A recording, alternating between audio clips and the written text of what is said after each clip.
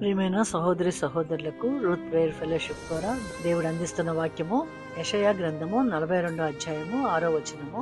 యెహోవానగు నేనే నీతి విషయములలో నిన్ను పిలిచి నీ చేయి పట్టుకుని ఉన్నాను. నిన్ను కాపాడి ప్రజల కొరకు నిబంధనగాను అన్యజనులకు వెలుగుగాను నిన్ను నియమించి ఉన్నాను. మరి సృష్టికర్త అయిన దేవుడు, తండ్రి అయిన దేవుడు మనతో మాట్లాడుతున్నారండి. నీతి విషయంలో మనం ఎక్కడ తప్పిపోకుండా ఆయన బిడ్డలుగా ఆయనతో నడిచే వరముగా మనల్ని మన చెయ్యి పట్టుకుని నడిపిస్తున్నానంటున్నారు. అంతేకాకుండా మన రక్త సంబంధికులు, మన తోడబుట్టిన వారు, మన కుటుంబీకులు ఎంతో మంది రక్షణ పొందుకోకుండా, సత్యము తెలుసుకోకుండా, జీవము కలిగిన దేవుణ్ణి తెలుసుకోకుండా ఉన్న వారి కొరకు వారిని విడిపించడానికి మీతోనూ నాతోనూ నిబంధన చేశారని దేవుడి దినాన మనతో మాట్లాడుతున్నారండి. మన వాళ్ళనందరినీ కూడా చీకటి నుంచి వెలుగులోకి నడిపించడానికి మనల్ని ఏర్పాటు చేసుకున్నారని దేవుడి దినం మనతో మాట్లాడుతుండగా మన వారందరూ రక్షణ పొందుకున్నట్లుగా మనం ప్రార్థన చేద్దామండి.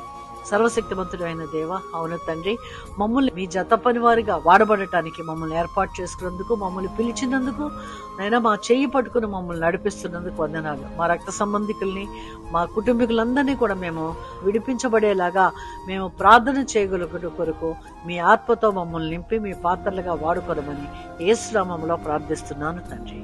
ఆమేన్.